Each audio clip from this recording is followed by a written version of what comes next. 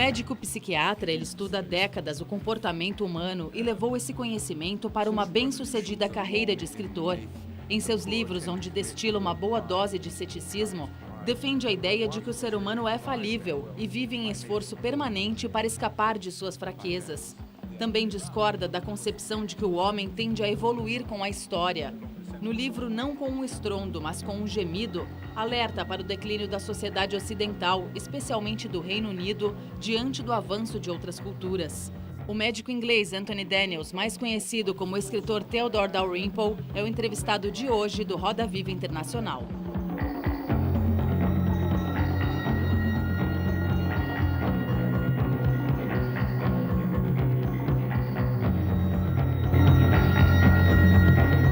Boa noite. Estamos no ar em todo o país pela TV Cultura, pelas emissoras afiliadas e pelo nosso canal no YouTube.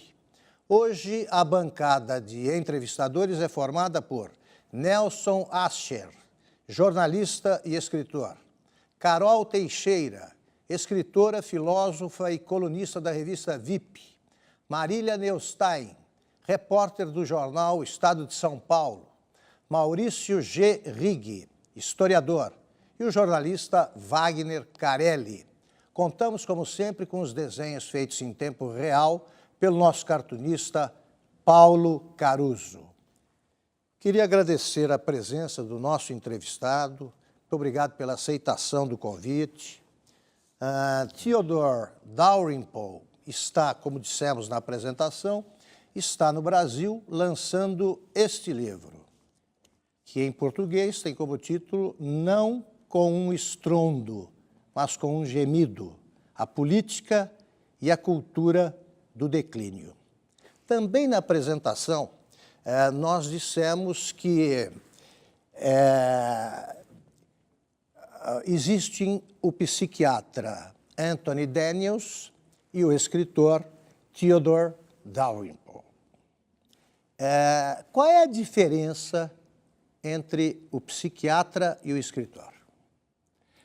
Quais as principais diferenças entre eles? There aren't really any differences. The reason I have two identities is because when I was working, I had to disguise a little what I was writing about.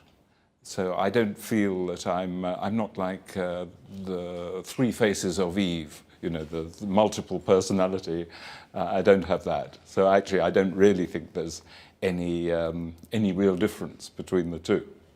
Carol. Então, tem uma questão que está sendo muito comentada no país, que é da delação premiada, né? Que são políticos delatando seus companheiros em troca de alguma recompensa. Isso já foi feito na Itália, em outras épocas. E essa questão eticamente duvidosa foi justificada pelos fins pelo fim que é um resultado prático muito positivo, que é o que está tendo aqui também. Eu queria saber o que você acha disso. Se essa questão eticamente duvidosa pode ser justificada por um resultado prático positivo.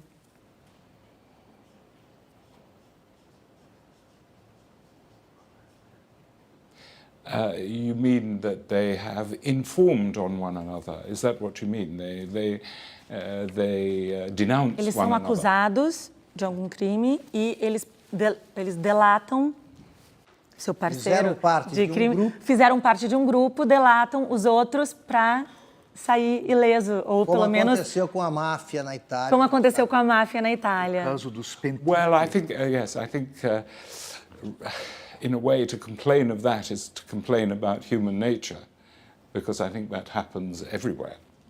And if there's an advantage to be had from denouncing colleagues, people do it. I mean, we saw it in France, we saw it in Germany during the war, and people want to save their skins. So, I mean, it's not very beautiful to observe, but I'm afraid it's profoundly human. Wagner Carelli. Boa noite, Dr. Daniels. O senhor é um excepcional crítico e analista do comportamento humano.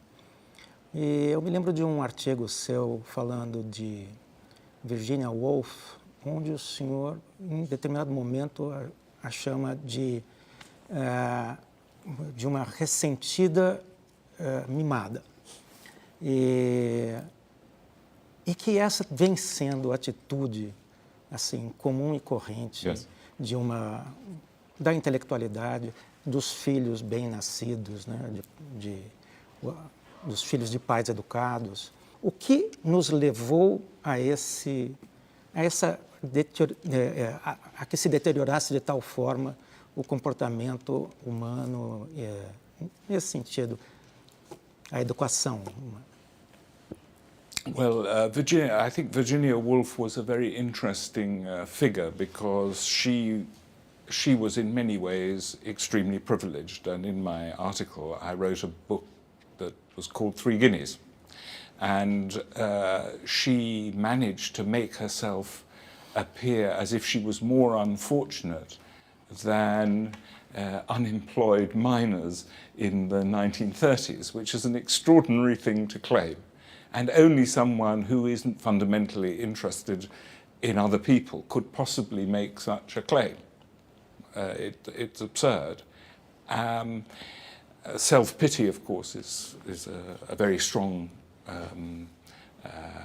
emotion, and there's no one who is so lacking in compassion that he doesn't feel sorry for himself. She was one of the first people, I think, to manage to make herself into a victim. I mean, victim status is very important now. And so we have this extraordinary situation in which people who are really the most privileged people, most fortunate people who've ever lived, manage to make themselves into victims. But being a victim or feeling yourself a victim has certain compensations. It puts the blame elsewhere, it makes you feel superior to the world, and so on. Resentment is a very powerful emotion. It's one of the only emotions, actually, that lasts. All other emotions disappear, but resentment can continue for the whole of a lifetime. E o senhor diria que a posição de vítima seria uma posição poderosa, assim, em termos... ou seja, nós tivemos aqui durante anos um governo que, ao mesmo tempo em que exerceu um poder extraordinário e que teve controle enorme, muito amplo sobre a administração pública, eles jamais abandonaram a condição de vítimas também. Eles, ao mesmo tempo em que eles detinham todo o poder, eles, em determinados momentos, toda vez que fossem contrariados, eles se colocavam no papel de vítimas. É muito poderoso esse papel, não é? É algo que não... é difícil de abrir mão, né? Well, partly because people don't challenge the role of victim. I mean, I saw it, for example, to take another example, I don't want to talk about your former government because I don't really know much about it. But there are advantages always, psychological advantages, and sometimes, of course, economic advantages to claiming to be a victim.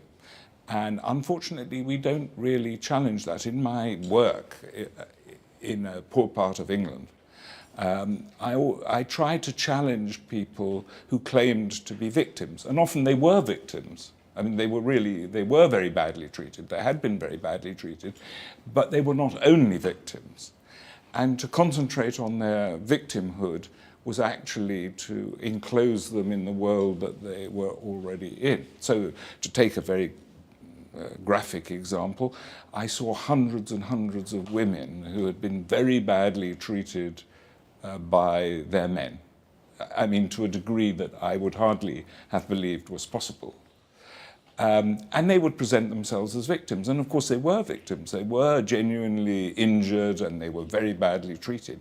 But when you actually examined how they had got into this situation, it was clear that they had, if you like, cooperated with it and had failed to learn anything from it, because they often went from one situation into another situation without thought.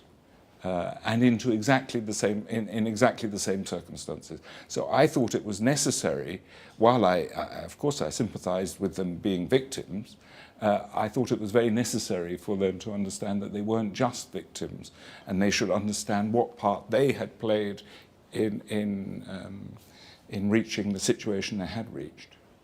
Marília. Ainda sobre essa questão da vitimização, é muito comum as pessoas atribuírem, em qualquer sociedade, seus problemas ao Estado ou às instituições, e eu sei que o senhor é crítico dessa postura, de pessoas que justificam sua condição social, sua violência. A minha pergunta é, e quando a violência e a opressão é de cima para baixo e vem de governos totalitários, que eu sei que o senhor também conhece e já presenciou isso?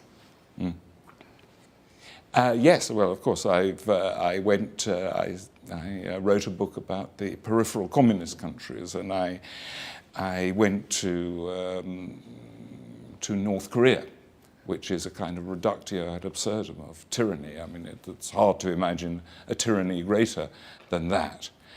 And of course, I don't want to say that everyone is totally responsible all the time, that there are no mitigating circumstances that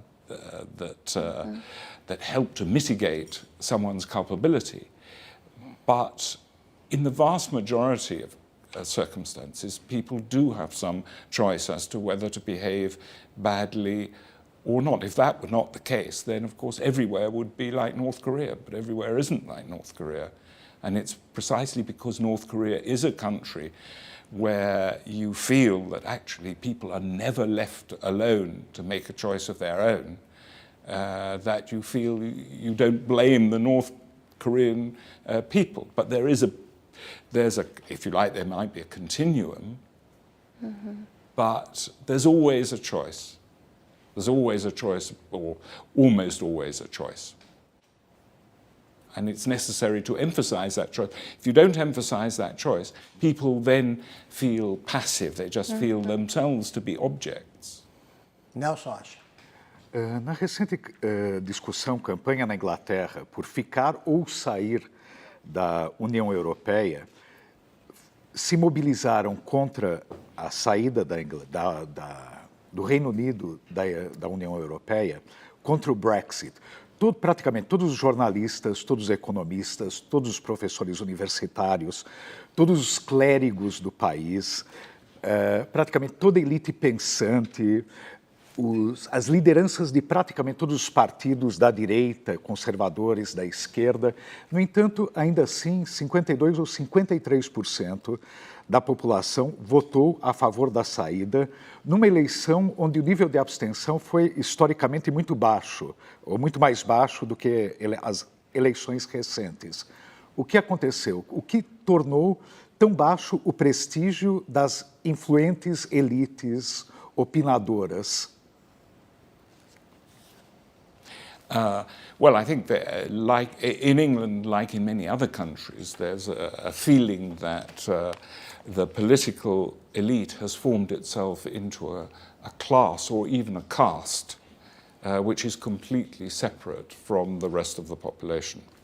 And also, that happens also with the intellectual elite. It's not quite true that there were no journalists and no professors who were not in favor of leaving, because I know quite a few, actually. Mas a maioria? Yeah, the majority, yes. But of course there would be a majority, there has to be a majority one way or the other. One thing that's very interesting, I think is interesting, people said, well, the young people voted to remain, and they were very, very upset when the results, the unexpected results, were announced. Mas os jovens eram a favor de ficar, mas não votaram? Eles não compareceram às urnas. Quer dizer, Well, menos. that's what I was going to say. We don't actually know what young people felt because the majority of them didn't vote. And so they presumably didn't feel that strongly one way or the other, one assumes, because it's fairly easy to vote in England. O senhor votou? O senhor votou? I voted, yes. I voted to leave. Deixar. E por quê? Why? Because I think that I voted for political reasons, because I think the European Union is a political project which will, of course, reinforce this very tendency to have a small caste, a small elite, which is separate from the rest of the population. I mean, you only have to go to Brussels or Strasbourg to see people who obviously have not bought their own lunch for 40 years. So, you know, and have never seen anything except from the back of an official car. And there's no possible way of the European Union being even minimally democratic, having any control, any check and balance to its power. And in fact, from the very first, this is what was intended by the founders. They didn't think that the population actually should have any say because they knew better. And we can see that when we have referenda in other countries. The result is always against what the political elite wants, and the political elite takes absolutely no notice of it. And in fact, there was a funny cartoon in Le Figaro, the French newspaper, and it said it had two Frenchmen looking across the channel, and they said, they're completely different over there. They say, they take notice of the election results. And although it looks very much as if now, I don't know whether you saw today, the court in England has ruled that it's up to Parliament, which is strictly speaking correct, actually. Do parlamento. And the Parliament is mainly in favor of remaining. Eu consigo entender, por exemplo, nessa sua maneira de ver, a questão do Brexit, por que pessoas com nível mais alto de educação eram a favor de ficar na Europa, pessoas com uma renda mais alta também. Agora, qual era a relação entre jovens e velhos? Porque pessoas mais jovens se sentiam mais identificadas com a elite e as pessoas mais velhas menos. Yes, well, the young who voted for to remain were actually part of the population that expects to benefit from our highly corporatist state. So they will be in the elite.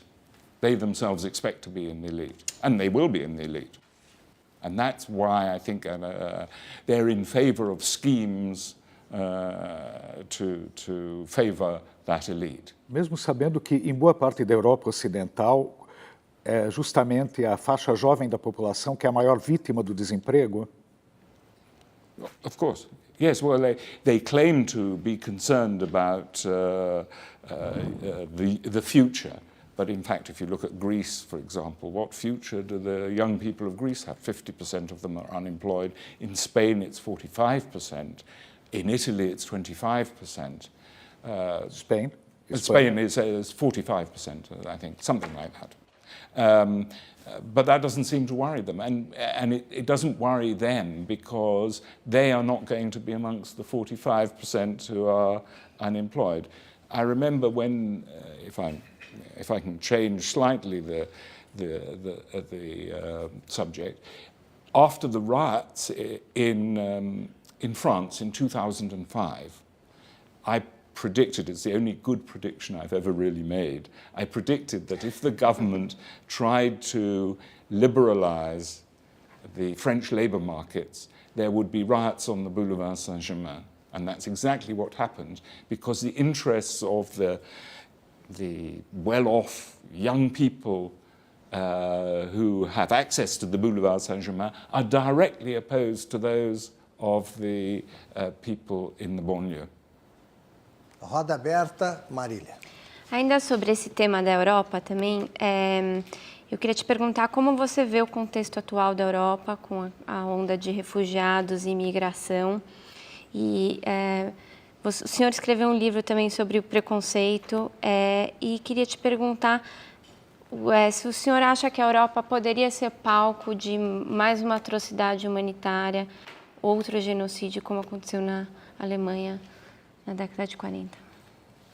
Well, that has, of course, been raised as a possibility that if things came to a head, particularly in France, of course, is the country in which most people think that's a possibility.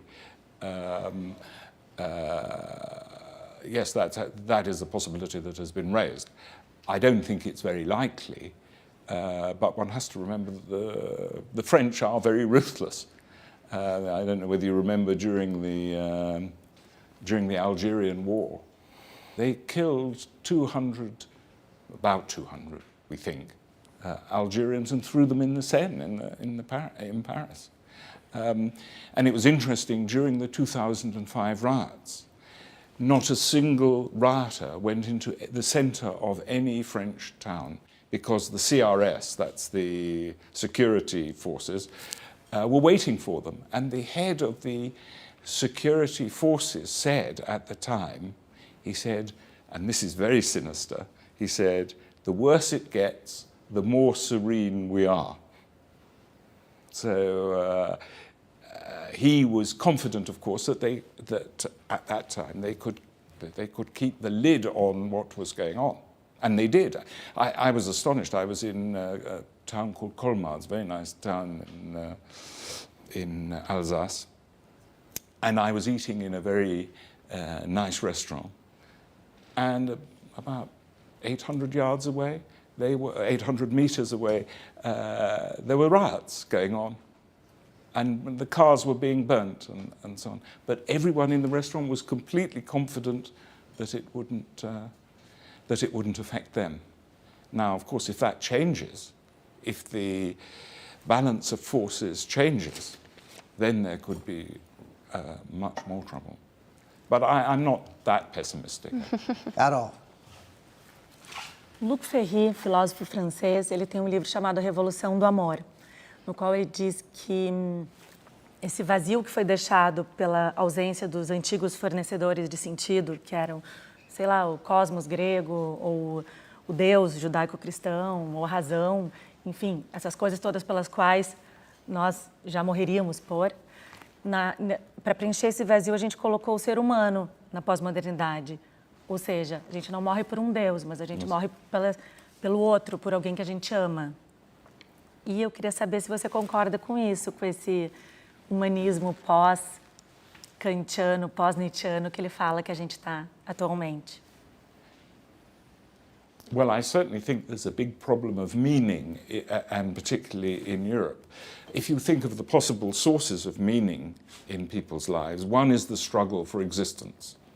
If you struggle for existence, you don't worry much about meaning. But we don't have any struggle for existence. I once asked a Dutch person, how could you starve to death in Holland? And you couldn't. Unless you rejected all assistance. Yeah. So it's impossible. There's no struggle for existence. So that's out. Religion, of course, is one possible source and the greatest possible source of meaning. But religion in my country, and certainly in France, is more or less dead. And it's a very, very irreligious country. And France is actually an anti-religious country. The English are too lazy to be anti-religious. They're just not religious. The French are actually anti-religious. So that's out.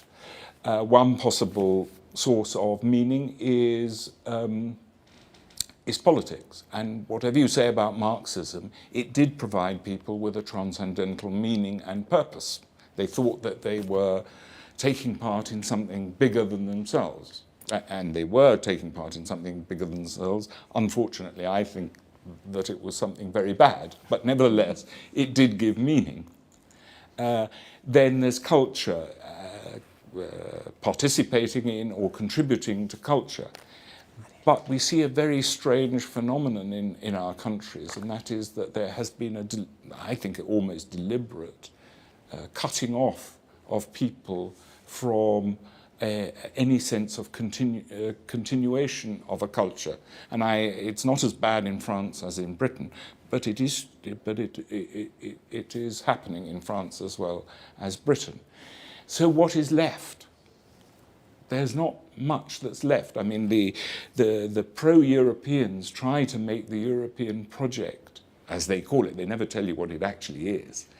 They try to make this a source of meaning, but it is no source of meaning. So I agree that the lack of meaning is a very serious problem for modern man. Another one, of course, another source of meaning is patriotism. But the idea of patriotism in Europe is now shunned because it's equated with the worst excesses that we all know about. Vamos para rápido intervalo e voltamos já com o psiquiatra e escritor britânico Theodore Dalrymple.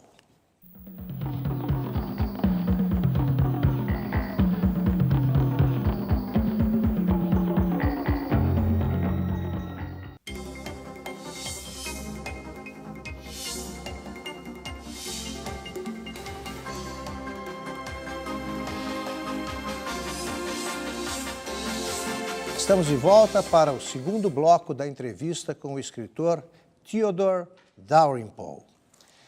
Eu gostei muito do que o senhor escreveu, com muito humor, aliás, sobre o ressentimento. No livro Qualquer Coisa Serve, o senhor termina com um texto que fala sobre o ressentimento, que o senhor até sugere que seja objeto de uma faculdade específica, né? O senhor disse que toda a universidade deveria ter uma faculdade de estudos do ressentimento e explica que o acesso seria fácil, porque tudo que você precisaria fazer seria criticar seus pais num exame público. Eu, particularmente, acho estranho o ressentimento não figurar entre os pecados capitais. O senhor acha que é o 8º pecado capital ou não chega a tanto? Well, it's related to capital sins, I would say. It's related to pride. It's related to hatred. Resentment gives you a pride that you are... I mean, we've all felt resentment. I'm sure everyone who... I doubt that anyone has never felt resentment. I felt it for quite a long time myself. Until I realized... Mas tem o ressentido crônico, né? Ressentido crônico. Passa a vida com a digestão que não acaba, né? Yes. Well, it can be like that. And as I said, it's related to anger because resentful people are angry a lot of the time, and they're envious as well. Envy is a powerful source of resentment. So while resentment isn't actually any of the 7 deadly sins, it's clearly related to some of them. Maurício. Sr. Daniels, sob muitos aspectos, o senhor é visto como um conservador, né? E em seus textos fica muito clara a sua admiração por autores como Joseph Conrad, William Shakespeare, Dostoiévski, dentre outros. Mas, ao mesmo tempo, o senhor é um médico psiquiatra, um cientista. Então, minha pergunta é a seguinte: a literatura é mais adequada para entender o humano do que a ciência? Ou são coisas distintas e incomparáveis? I think they're different enterprises. So one expects, at least in the human sciences, certain corners to be illuminated. but they're not, in my view, for metaphysical reasons, then the sciences are never going to give us the answers to human existence. And I don't really think that psychiatry is very scientific, actually. It's pseudo-scientific. Much of it is pseudo-scientific. For example, the Diagnostic and Statistical Manual of the American Psychiatric Association, there's just been a 5th edition, is, shall we say, not very scientific. And I don't know whether you know, but if you add up all the prevalences of the diseases or the disorders that they describe, the average person has 2.5 such diseases a year, which is very good for business, of course, but I don't think it's science. So I don't think psychiatry is only partly science. And I think that the neurosciences have been oversold as the answer to human problems and human existence. Of course, there are problems that they will solve. I mean, there are remarkable advances in the treatment of Parkinson's disease, but I don't see how you can put someone in a scan of any kind and find out what the purpose of life is. It doesn't make any sense to me. So, of course, Shakespeare doesn't tell you what the purpose of life is, but he tells you a great deal about human life, much more than any psychiatric textbook. Wagner. Eu queria voltar um pouco a essa questão do ressentimento. E eu gostaria de saber se o senhor não considera que há uma equação entre o ressentimento e essa recente preocupação universal com a desigualdade econômica. Porque todos os estudos sobre desigualdade, eles propõem sempre que uns têm muito mais do que outros, mas como o senhor disse numa palestra recente sobre a pobreza, os termos de comparação não são exatamente os apropriados, talvez, para que isso aconteça, para que haja, de fato, determinar exatamente o problema da desigualdade. Eu acho que ele está muito movido pelo ressentimento, ou o senhor não acha? I think it does. Of course, some inequality would be the direct consequence of the most obvious injustice. I mean, there is such a thing as unjust inequality. I mean, if you think of South Africa, for example, where people were prevented from doing well just for biological reasons, if you like, completely arbitrarily and so on, and were maltreated on that basis. You could say in that sense they were justifiably resentful, although of course even that produced bad consequences. So, for example, in South Africa the children didn't go to school for a generation, and that has had disastrous consequences both for them and South Africa. So going to school even in bad circumstances is better than not going to school. So I wouldn't like to say that there's no inequality that is unjust. But obviously, there's no better way of stirring up resentment than to point to inequalities. Carol. Eu queria a tua opinião sobre o aborto no Brasil. O aborto é ilegal no Brasil. E eu, particularmente, como mulher e como feminista, me sinto ultrajada com a ideia de um padre ou um político dizer o que eu posso ou não posso fazer com o meu próprio corpo. E muitas mulheres pensam assim no país. Eu queria saber qual é a sua opinião. Well, I think that talking about whether it's your body is not the right way to talk about it. I'm not totally against abortion. On the other hand, I don't think that abortion should just be, as it is claimed to be, the same as removing, shall we say, a blemish in the skin. And that's how it that's how, when you talk about it as a right, it becomes. So, Mas não foi, desculpa, não foi nesse sentido que eu disse, de banalizar, não, mas de ter a opção e não precisar ser algo feito clandestinamente e as classes mais baixas correndo risco de vida, mais nesse sentido. Yes, no, I think it should be available legally. However, what we had in England, it was about 1967 or 8 that it was made legal. And Parliament at that time made a law in which abortion was available under certain circumstances, such as threat to the woman's well-being or health, particularly health or well-being. And that was soon used to have abortion on demand. So people would start saying, you know, if I can't go on holiday because I'm vomiting because I'm pregnant, then that is a threat to my well-being. And also, of course, it's statistically a fact that any abortion is safer than any pregnancy. So you could always argue that. And that's why I think it's more than just a legal question. But I'm certainly not in favour of what we call in English backstreet abortions, where women go to somebody who has a coat hanger, which is what used to happen. I'm not in favour of that. On the other hand, I don't like the idea that abortion is just the same as any other operation, because it means that there's an attitude that human life has nothing special about it. Concordo com isso. Marília.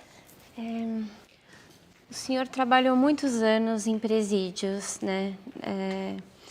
A gente tem um médico aqui no Brasil, o Dr. Drauzio Varela, que também fez um extenso trabalho em presídios com presidiários, também exercendo sua medicina em um trabalho considerado humanitário. Ele diz que existe uma grande hipocrisia na questão do encarceramento no Brasil, que sofre de superlotação e de condições extremamente precárias. E ele diz que a cadeia não é feita para recuperar ninguém, mas para fazer sofrer. Eu queria que o senhor me dissesse se o senhor concorda com isso e contasse um pouco da sua experiência esses anos todos trabalhando em presídios. Well, I have visited a couple of prisons, but I think they were in Brazil the last time I was here. But I think they were model prisons, and I'm not sure that they were typical of prisons as a whole.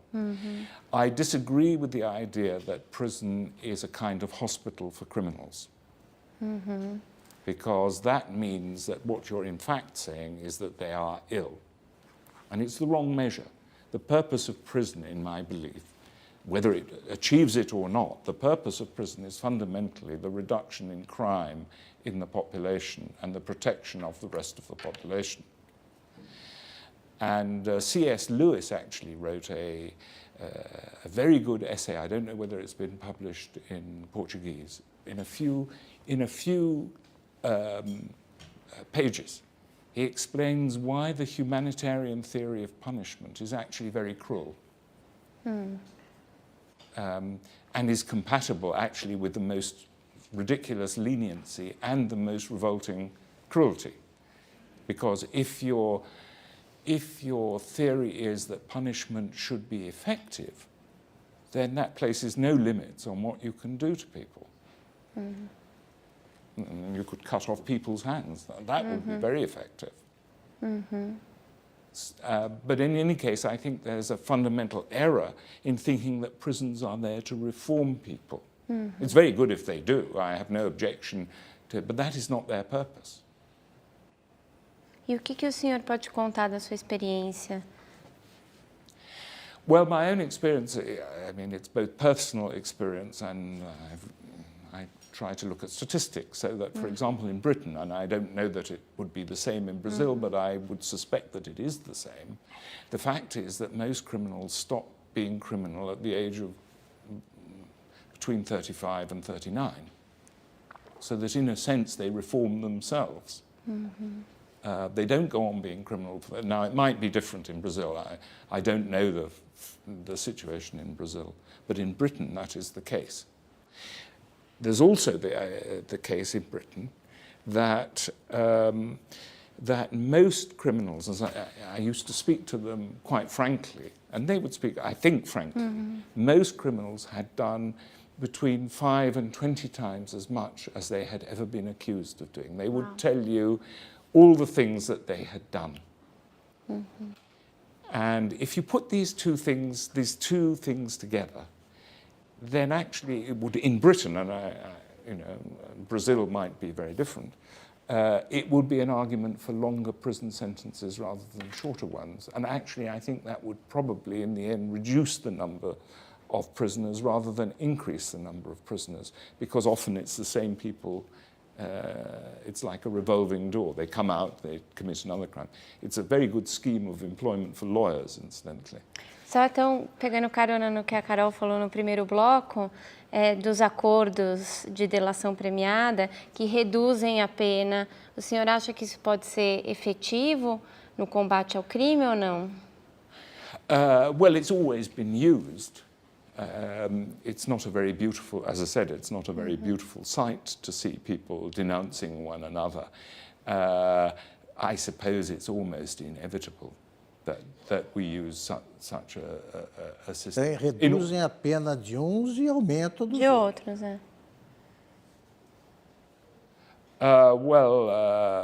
No, I don't think it shouldn't increase the penalties of others, but in practice, if you want people to inform, and I'm afraid I think that's part of life, then you have to give them some incentive to inform. I mean, if you punish the informer as much as the person he's informing against, even if he's as guilty, then why should he give any information? Mas antes de passar para o Nelson Ascher, eu queria fazer a seguinte ponderação, senhor. Essas delações têm resultado em prisões de pessoas da elite brasileira que se julgavam condenadas a perpétua impunidade. Jamais foram presos. Augusto. É a isso que eu me refiro. Né? Quer dizer, aumenta a pena para esses que nunca tiveram pena nenhuma. Nenhuma. Eles estão até hoje espantados com o que está acontecendo. É uma novidade. Eu não vejo como conseguir isso sem o instrumento da delação premiada. Não vejo como. Não sei se o senhor concorda. Yes, I think that's reasonable. I mean, yes. I mean, why should anyone, if you didn't have any informing, then how would anyone know? Só quem viu pode. It's still a horrible thing, actually, when you meet people who have informed, and you have to be. I mean, it's a very dangerous thing, that kind of informing. So in England, for example, the last government, the government before the last, wanted people to inform on those people who were receiving social security and working at the same time, of whom, of course, there were large numbers. And I found that, not that I'm in favor of people cheating the social security system, but I found the idea of neighbors informing on the police, informing on their neighbors, and then receiving some kind of reward. That's horrible. It's just disgusting. Perfeito. Não, eu só queria acrescentar nesse caso que a questão da delação é tão antiga que tem um capítulo da lógica que se chama o problema do prisioneiro, né? O dilema do prisioneiro que lida com isso. De tão antigo que é esse problema da delação, delata, quando você coloca dois prisioneiros e o primeiro que delatar se safa melhor do que o outro. Como a gente vê nos seriados americanos. Absolutamente nada de novo existe em toda parte, né? Mas, voltando um pouco à questão dos refugiados, né? Se a gente pensa que 1 ou 2 gerações atrás, os judeus que estavam fugindo da Europa, basicamente sob uma pena generalizada de morte, eles não só não foram bem recebidos, como eles foram rechaçados de praticamente todos os países, incluindo o Brasil, Estados Unidos, o Reino Unido, a Palestina, a França, Suíça, frequentemente abala, né? Meia geração depois, o Boat People da Indochina também. E, de repente, esse ano, na Europa, onde os europeus são frequentemente acusados de serem islamófobos, refugiados muçulmanos do Oriente Médio foram não só recebidos de braços abertos, 1 milhão deles, mas com o pessoal saindo à rua e festejando a oportunidade de poder receber refugiados. Eu me pergunto, o que aconteceu? A natureza humana mudou de repente tão profundamente? Essa mudança vai durar? Ou, enfim, quando acabar o orçamento e os impostos subirem, ela vai a natureza humana voltará ao seu normal. Como é que fica? Well, I think if you're talking about Germany receiving a million refugees, there's a particular situation in Germany, a historical situation, which they have been, if you like, trying to overcome unsuccessfully for the last 70 years. And this was an opportunity for them to be better than everyone else. And oddly enough, the Swedes are the same. But very quickly it changed in Sweden so that there's now actually a border between, which I never thought would come about, between Sweden and Denmark. Because you actually have to present your identity now between Sweden and Denmark, or rather Denmark and Sweden. Because the refugees were going to Sweden because they got higher social security in Sweden than they got in Denmark. But I think this is a particular historical situation, and I think, of course, that it's not going to continue. I mean, I don't think Mrs. Merkel will take another million refugees in a hurry. And the argument, there were various kinds of arguments that she did it because Germany's population is declining, so they actually need workers. They need immigrants. But why do they not take the unemployed in Spain or Greece? And then, why not recruit there? I don't think that's the reason. I think the reason is that the Germans took so many refugees is that they still feel this tremendous guilt, and were trying to demonstrate that they are not as they were before. E, no entanto, a crise do Oriente Médio só vai piorar.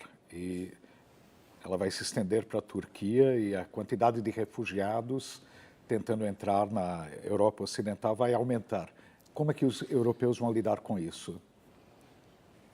Well, one of the problems is that we won't actually enforce the international agreements. And the international agreements, as I understand it, I'm not an expert on this subject, is that a refugee should claim refuge in the first safe country in which he arrives. He has no right to say, I want to go to Sweden because it's better than Denmark, or I want to go to Denmark because it's better than Germany, or and so on and so forth. He has no right in international law, but we don't have any will to enforce that. So you see in Calais now there's a lot of pressure on Britain to take people from Calais. There's absolutely no reason why Britain, legally speaking, should take the people in Calais. I have to say that I face both ways because my mother was one of the refugees in England, and she arrived in England in January 1939, just in time, and she never saw her parents again. They went to China, and they, as you said, they were trying to go everywhere. I recently saw the letters that they were writing. They were trying to go to Haiti. I didn't know that there was a Haitian embassy in Nazi Germany, but there was. And they tried to go to Haiti, they tried to go to Colombia, they tried to go to the Dominican Republic, they tried everywhere, and eventually they were allowed to go to China, to Shanghai. Mas, em última instância, o único jeito de resolver o problema dos refugiados da Alemanha nazista era resolver o problema do nazismo, de vez. E talvez alguma coisa assim tenha que ser feita. Well, if you're saying that, for example, Britain and France should have intervened sooner in Nazi Germany, well, maybe, but they didn't. And intervention there would have been a much easier thing than intervention in Syria or the Middle East. I mean, we have no idea really what we should do. We have no idea. And I don't think our interventions so far have been a resounding success. Maurício, última pergunta do bloco. Dando sequência à reflexão do Nelson, a Europa, como nós a conhecemos ou como nós a conhecíamos, como um repositório mais ou menos comum de padrões éticos, estéticos, religiosos, políticos, está ameaçada no século XXI? Você vê a Europa ameaçada como nunca antes, no seu padrão, na sua cultura comum, ou mais ou menos comum, hoje? Well, I don't want to say that there was ever a golden age, because if you take all the countries of Europe, you can see that very few of them were actually stable or without terrible histories. So it's not true that there was a time when Europe was a shining beacon for the rest of the world politically, because I don't think that is actually true. And I think the catastrophe, the real catastrophe, I think, was the First World War. And that destroyed European self-confidence, which, of course, could only get worse after the Second World War.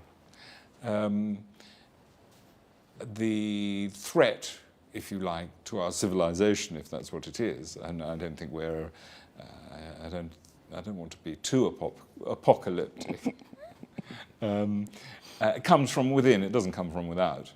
And it's a lack of confidence within. E vem de onde?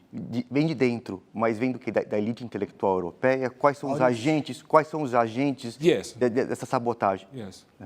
Well, I think that they are the agents, if you want to call it the agents of sabotage, but it's not, you see, that their arguments are totally implausible, because there really have been the most terrible catastrophes in Europe. The First World War was such a catastrophe.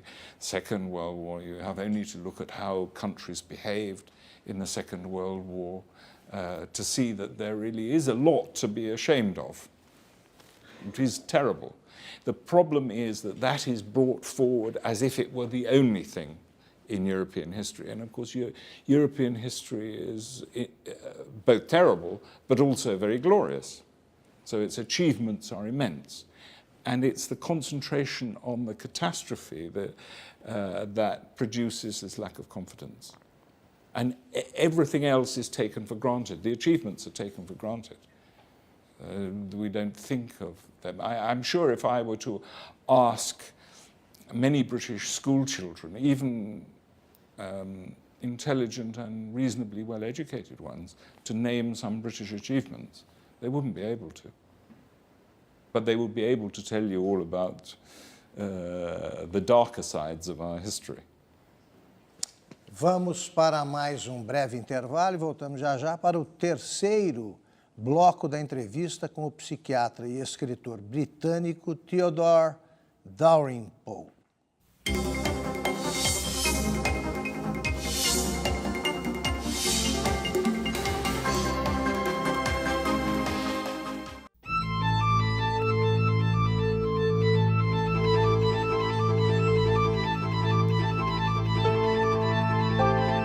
Voltamos para o terceiro bloco da entrevista com o psiquiatra e escritor britânico Theodore Dalrymple. O senhor diz que a pobreza da alma é muito pior que a pobreza material. Por quê? Well, because man is a thinking being, thinking, feeling being. And how can I say, I thought that the condition of people in poor areas, relatively poor areas in Britain, was actually more pitiable in a way than that I saw in Africa. They had less pride, they had less self-respect, they had no self-respect actually. E isso é consequência do estado de bem-estar social, é isso? Well, certainly it's how can I say it? The welfare state is a necessary condition of that state of the soul. Whether it's a sufficient one, I doubt, because there are welfare states which are less bad than Britain's. So, as I said, it's a necessary condition, but it's not quite sufficient. I think there has to be a kind of ideological change as well.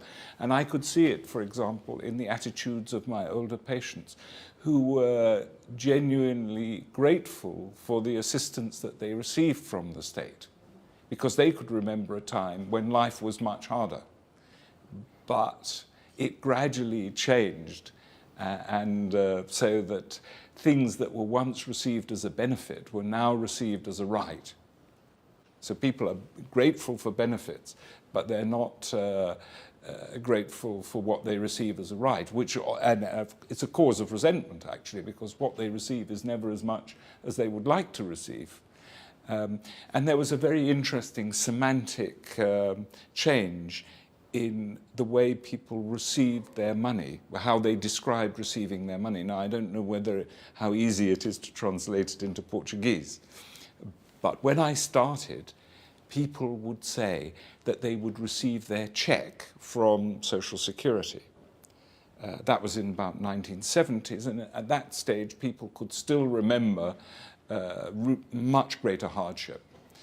Nowadays, people in the same situation say, I get paid on Friday, and what they're being paid for is existing.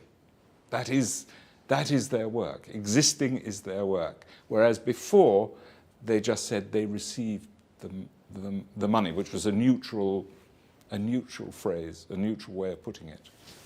Lembrando que esse bloco é um pouco mais curto, vamos à pergunta da Carol Teixeira. Na vinda para cá, para o estúdio, eu estava começando a assistir um vídeo de uma palestra sua, cujo título era O Socialismo Não Funciona. Eu fiquei muito curiosa, porque eu não consegui assistir, não deu para assistir, né, todo. Então, eu queria saber por que o socialismo não funciona. Well, of course, it partly depends on what you call socialism, but you only have to go to, or could have gone to communist countries to see that it doesn't work. And the reason it doesn't work is that it requires central control of life, and this is impossible. I mean, we can see in Venezuela, the government in Venezuela could produce a shortage of salt water in the Pacific. And that is socialism. Now, of course, there are degrees of it. So it's not all totalitarian or completely free market, and there's nothing in between. But that is the reason. And if you look at Britain, for example, take Britain, take our educational system. We spend $100,000 a year on every child's education, and 20% of them come out virtually illiterate or only semi-literate, hardly able to read, not able to do any mathematics at all, certainly no foreign language. And you think, how is this possible? How can you spend $100,000 a year and have children coming out of school probably knowing less than when they went in at the age of 5? And this is fairly typical of a centralized, bureaucratic, government-controlled organization. Wagner. Eu tenho uma pergunta que é um pouco na continuação tanto da sua quanto da Carol, que é o seguinte: tem um poeta cubano, José Martí, que é um grande poeta e também é o poeta exaltado pela Revolução Cubana, que diz em determinado momento que já temos o pão, façamos a poesia. Ele quer, com isso, ele define claramente que há coisas antes da alma, né, a serem resolvidas para que a alma possa se expressar. Eu sempre tive dúvidas a respeito dessa equação. Essa necessidade do pão, inclusive, parece ser uma necessidade que nunca se resolve. Sempre se alegra o problema da pobreza para diminuir o educado, a educação, para diminuir se diminuir a capacidade, o poder e a expressão do espírito. O que o senhor acha? Well, like you, I feel both ways in this. I'm not a defender of poverty. I don't want to live in poverty myself. I don't particularly want to be enormously rich, but I certainly don't want to be poor.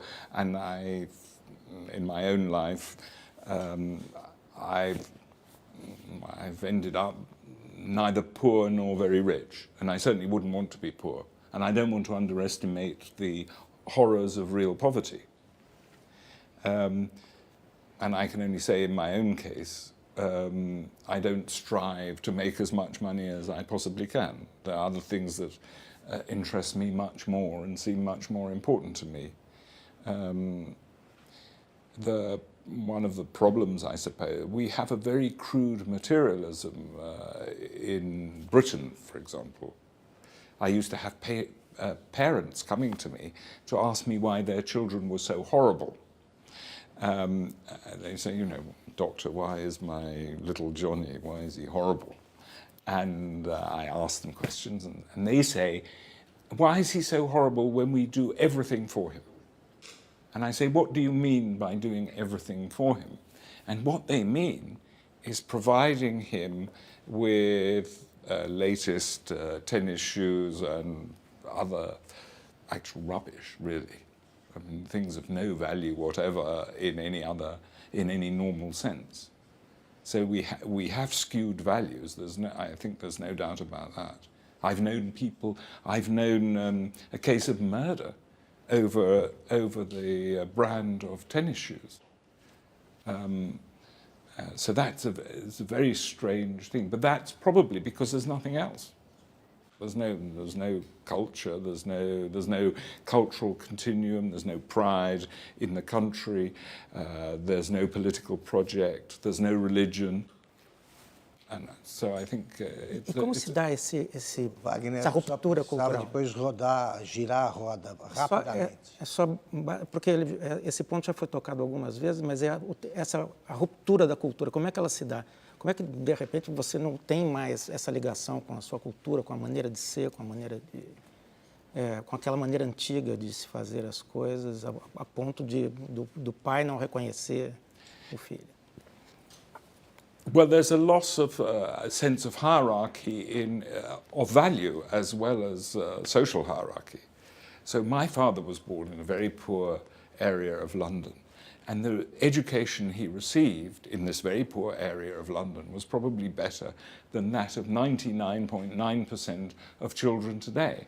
And his teachers, to whom he was always grateful, never took the view that he's a poor man, so he can't be expected to learn Latin or appreciate science or art. They never took that attitude, and they thought that by opening his eyes to that, I mean, he told me how they would take, it's true it was a kind of elite of children, the top children, but they would devote their spare time to taking children to museums, and there's very little sense of that now, because the idea that one thing is higher than another has disappeared from not only, well, especially in our intellectual class, who are actually all playing Marie Antoinette, because, you know, Marie Antoinette played Going to Shepherdess.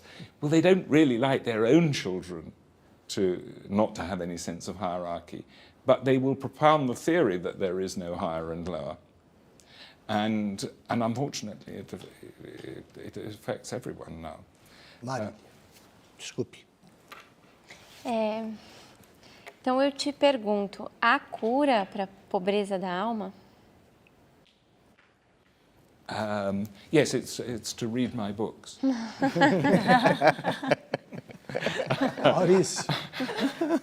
Maurício tinha pedido, em seguida o Nelson. Dénios, o senhor já fez críticas muito duras ao multiculturalismo. nos seus livros, especialmente quando ele é usado para justificar ou acobertar abusos contra mulheres muçulmanas na Inglaterra. Por que as feministas e os grupos de proteção às minorias se calam quando mulheres muçulmanas são abusadas? Isso é verdade e por quê? I think it is true. There is a left-wing journalist in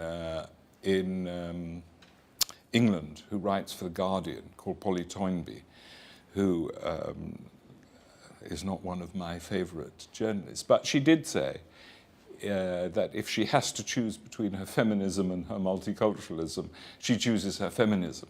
So she will protect or argue for the protection of Muslim women. But it actually goes quite far in our administration, so that, for example, I used to have lots of patients, lots of young Muslim patients, who had been denied access to school by their parents. And the authorities never once in my experience did anything about it. But if a white working class girl didn't go to school, the parents might be threatened with legal action and even imprisonment.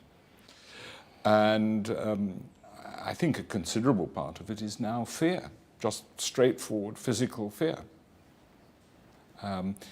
But also, I think the intellectuals are always on the lookout for an opportunity to demonstrate the broadness of their sympathies. And of course it Nelson, acho. does a lot of Última pergunta do bloco, Nelson. Nosso maior bem material é nosso próprio corpo, e o triunfo da nossa civilização é a medicina que justamente promoveu o bem desse próprio corpo, e o senhor é médico. Em que momento o médico justamente achou que a medicina era insuficiente e algo mais tinha que ser feito? Escrever, por exemplo. Como se deu isso? Ou sempre esteve lá? O escritor médico. I think it's always been there, and actually there have been a very large number of doctor writers. There's been a very large number of doctor writers. Na Inglaterra? In Inglaterra and in England and other countries, yes. And so I don't think that's, and it's not surprising because medicine is a very good training actually for a writer, because you are involved, a doctor is involved in the most intimate details of a patient's life, but at the same time he has a kind of objectivity to it. So he's both involved and observing at the same time, which is a very good combination if you want to write. I don't know whether that answers your question. Mas o seu caso, quando você... Oh, my case, yes, my case. Oh, well, I always wanted to write, yes. I mean, I had that desire from an early age, and I thought I would write. Vamos para outro breve intervalo e voltamos já já para o quarto e último bloco da entrevista com o psiquiatra e escritor britânico Theodore Dalrymple.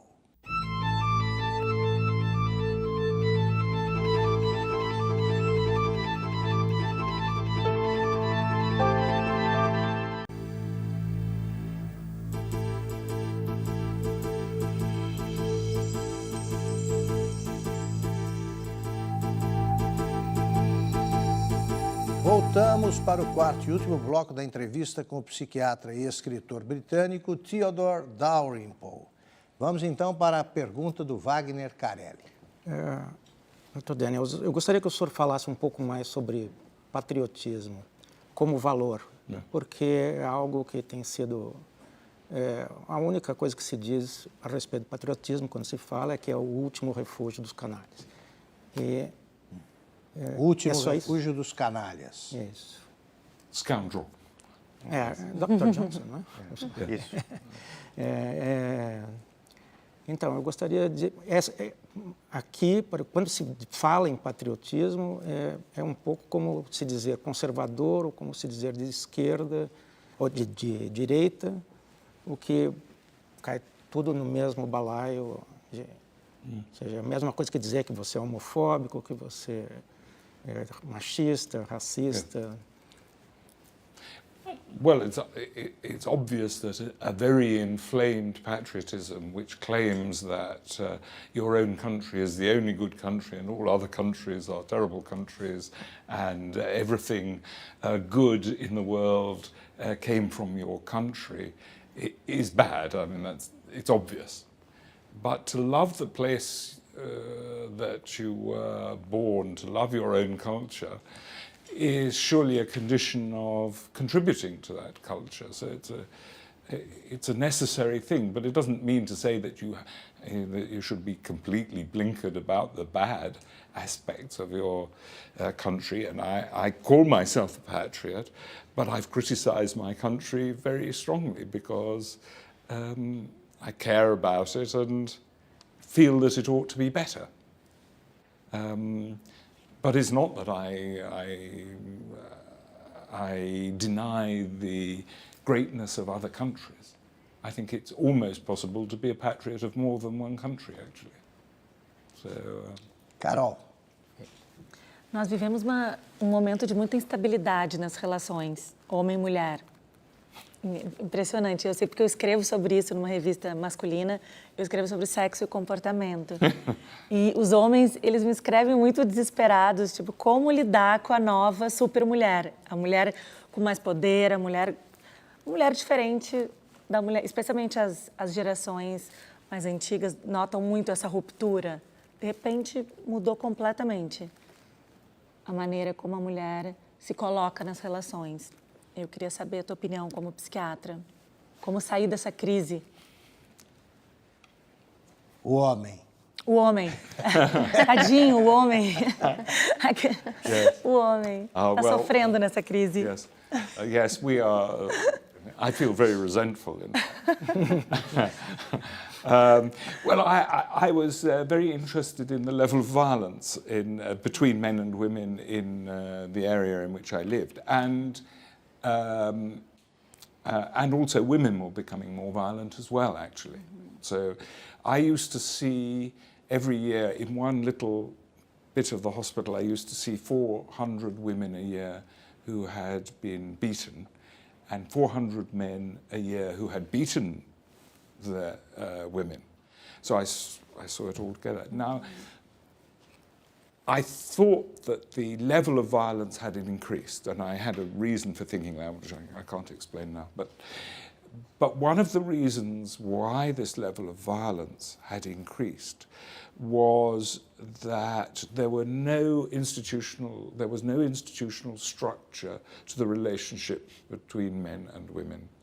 So, for example, in my hospital, it was almost unknown for a child to be born who would go home to a household where there was a man and a woman. And if there was a man, it almost certainly wouldn't be the father of the child. And the problem, I don't have any, it's not that I have a terrific revulsion against that, but in practice, if you have instability of relation, we call it promiscuity, and the man and the woman also want exclusive sexual possession of someone, it arouses ferocious jealousy. So ferocious jealousy was much more common than it had been. If you read psychiatric books from years ago, jealousy, there was something about jealousy, but not a lot.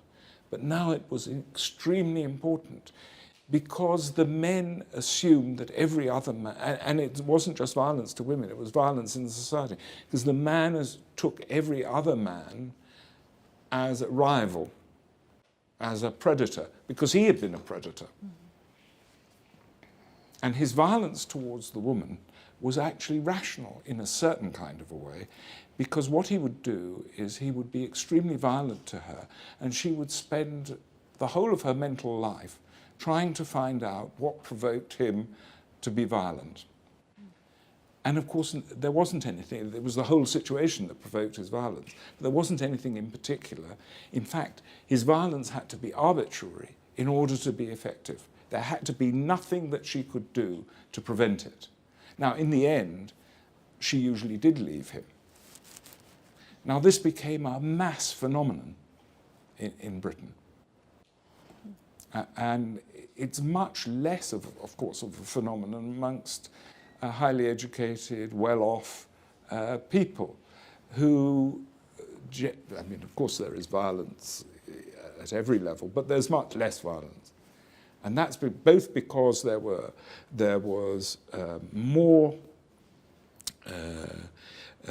restraint and so on, but also because the possession of the woman by the man was not quite as important because he had other things. So actually, in the higher social class, the fact that there were powerful women who were doing extremely well was no problem. It was at the lower end of the spectrum. Or that I'm talking about Britain. I don't know whether it has any application in Brazil, where things have obviously rather different. Doutor, ainda falando sobre as relações, eu li que o senhor é um defensor da instituição da família, por muitas das suas experiências na periferia da Inglaterra. Eu queria te perguntar o que o senhor acha do conceito de amor livre, que hoje se discute muito aqui no Brasil, não sei como é no seu país. We don't discuss it, we practice it.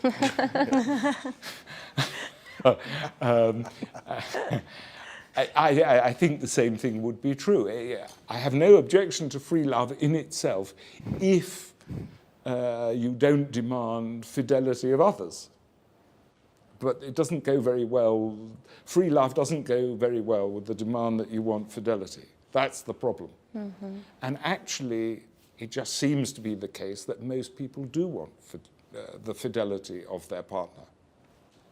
And far from oppressing women, actually marriage, I think, protects them. But if you say, how do you promote the family, it's a bit like asking, how do you make eggs out of an omelette? I mean, once you've got this situation, it's rather difficult to see how you can go back. I mean, there are things one could do. In Britain, for example, we have made marriage has no economic advantage whatsoever. And in some circumstances, for some people, actually has disadvantages, economic disadvantages for people not only marriage, but for people to stay together. There are economic disadvantages. Well, this is mad, and you could change that, but no one has the courage to do that. Maurício. Dr. Daniels, o senhor teve experiências muito marcantes na África, em países como a Rodésia, antiga Rodésia, atual Zimbábue, África do Sul, Moçambique, e dentre outros muitos países que o senhor visitou, né? Tanzânia, o senhor esteve lá também. De que forma o homem e a mulher africanos mudaram a sua visão de mundo? Porque o senhor, lendo os seus livros, eu tenho a impressão de que o senhor tem um carinho muito especial pelos africanos. De que forma os africanos mudaram a sua percepção de mundo, que o senhor trouxera da Inglaterra e depois, saindo da África, o senhor já era um homem diferente? O que aconteceu? Well, what I saw there was, of course, poverty on a completely different scale from anything I had known before. And in fact, on one occasion, I travelled across Africa by public transport, which is not very easy to do, and it took me about 6 months. And I received nothing but kindness. And I saw that people were very polite. Now, I'm not going to say that Africa is a kind of utopia where everyone behaves extremely well to one another. That's obviously not the case. But it did make me start to think that poverty is not the same as personal degradation, because the people that I saw who were very poor were not personally degraded, and they were often extremely kind. They had beautiful manners. Tanzania was one of the poorest countries in the world, and the people are the most beautifully mannered of any country I have ever been to. Never would you find rudeness there. So, of course, that changes your attitude, or changed my attitude, I should say. I began to see that poverty is not just a question, or should I say bad behavior is not just a question of not having enough money. These people were really poor, but had many admirable qualities. Nelson Ascher. Acho que nunca se publicou tantos livros quanto hoje em dia, nunca se traduziu tanto, nunca se gravou tanta música, nunca houve tantos museus e tanta gente visitando. E, no entanto, temos essa paupere espiritual. Como se explica esse paradoxo e como se faz para se sanar isso? Porque essa fartura de alta cultura, que seria, em princípio, antídoto contra a miséria espiritual, parece não estar funcionando. Alta cultura, média cultura, baixa cultura, de todo tipo. Well, I'm not sure I have the solution. If you take just the question, I'm quite interested in the visual arts. And there you can see the degeneration has gone very far. I recently went to the exhibition of the students who had graduated from the École des Beaux-Arts in Paris, which was the most prestigious art school in France. And it was the most astonishing rubbish. I mean, it was... Mas a maioria das pessoas que vai aos museus não vai para ver isso, eles vão para ver Manet, Monet, Degas e todo o resto. É uma pequena parte do público que está interessado na vanguarda da vanguarda. Yes, that's true, but unfortunately that very small proportion of people controls art schools and controls quite a lot of the museums as well, and makes people feel guilty for criticizing as if they don't understand. So... O senhor diria que o grande público é mais saudável do que os especialistas em geral? Instintivamente, pelo menos? Well, yes. I mean, I don't want to sound like a populist and say that which the most people want is the best, because I don't believe that either. But I don't think... unfortunately, we have a very small elite. No doubt there was always a small elite, but it was an elite with taste. And the problem is that we have an elite without taste, really. And how you change mau gosto ativo, talvez. Yes. It's almost, what would you say, militant bad taste. It's ideological and militant. So to give you an example, I had a few patients who were art students. And I remember one girl, they all complained that they were not taught how to draw, for example. That is almost unknown now in art schools. I had an art student who came to me and said he had been to 3 art schools, important ones, big ones, in an attempt to find someone who would teach him to draw better. And he didn't find it. And this is an art school, which are really like kindergartens now. They do the kind of things I was asked to do when I was about 5. But anyway, I asked this art student what she liked, and she liked art history. And I said, well, what are they teaching you in art history? And she said, well, we're doing, what's his name, the pop artist, I've forgotten his name now. Lichtenstein, exactly, yes. And that's what they're teaching them. So art began in 1960. And so they're completely cut off from what went before. Infelizmente, nosso tempo acabou. Eu agradeço a participação do Nelson Ascher, da Carol Teixeira, da Marília Neustein, do Maurício G. Rigg, do Wagner Carelli e do nosso cartunista Paulo Caruso. Agradeço a você que nos acompanhou até agora e especialmente ao Theodore Dalrymple, que está lançando no Brasil este livro, não com um estrondo, mas com um gemido, a política e a cultura do declínio. Muito obrigado pela entrevista, Obrigado. Foi um prazer enorme conversar com um homem brilhante e bem-humorado, ao contrário da descrição que o senhor faz, mas também uma descrição bem-humorada de como seria o Theodore Dalrymple. É bem mais humorado do que o senhor descreve. Muito obrigado e vamos ver se o senhor volta logo aqui. Boa noite e até segunda-feira.